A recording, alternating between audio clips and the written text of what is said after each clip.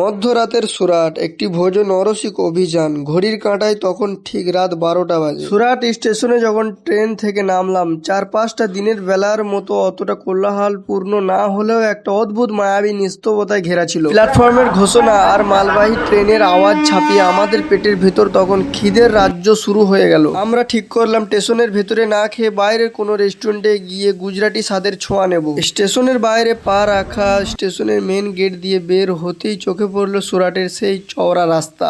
রাস্তার ধারের ল্যাম্পপোস্টের হলুদ আলোয় শহরটাকে এক অন্যরকম রহস্যময় মনে হচ্ছিল। অটো চালকদের হালকা ডাক আর স্টেশনের সামনে অপেক্ষারত মানুষের ভিড় ঠেলে আমরা একটু সামনের দিকে এগোলাম। খুঁজতে খুঁজতে রাস্তার মোড়েই একটা ঝকঝকে রেস্টুরেন্ট চোখে পড়লো, যার বাইরে তখনও নিয়ন আলো জ্বলছে। ভেতরে ঢুকতেই এসির ঠান্ডা বাতাস আর মশলার সুঘ্রাণে মনটা ভরে গেল। আমরা জানালার ধারের একটি টেবিল বেছে নিলাম। সেই বিশেষ মুহূর্ত, বাইরে সুরাটের শুনশান রাস্তা আর ভেতরে আমরা বন্ধুরা মিলে মধ্যরাতের খাবারের অপেক্ষা। আমরা অর্ডার করলাম সুরাটের বিখ্যাত লোচা, গরম গরম বাটার কুলচা আর পনির মাখনওয়ালা, শেষে এক গ্লাস ঠান্ডা মশলা ছাঁচ। রাত 12টার সেই নিস্তব্ধতায় খাবারের স্বাদ যেন 10 গুণ বেড়ে গিয়েছিল। গরম পনিরের ঝোল আর নরম কুলচা মুখে দিতেই মনে হলো একটা আলাদাই স্বাদ। খাবার শেষে যখন আবার স্টেশনের দিকে পা বাড়ালাম, তখন আকাশটা পরিষ্কার হয়ে গেছে। সুরাট স্টেশনের সেই ঘড়িটা যেন আমাদের দিকে তাকিয়ে হাসছিল। মনে মনে ভাবলাম,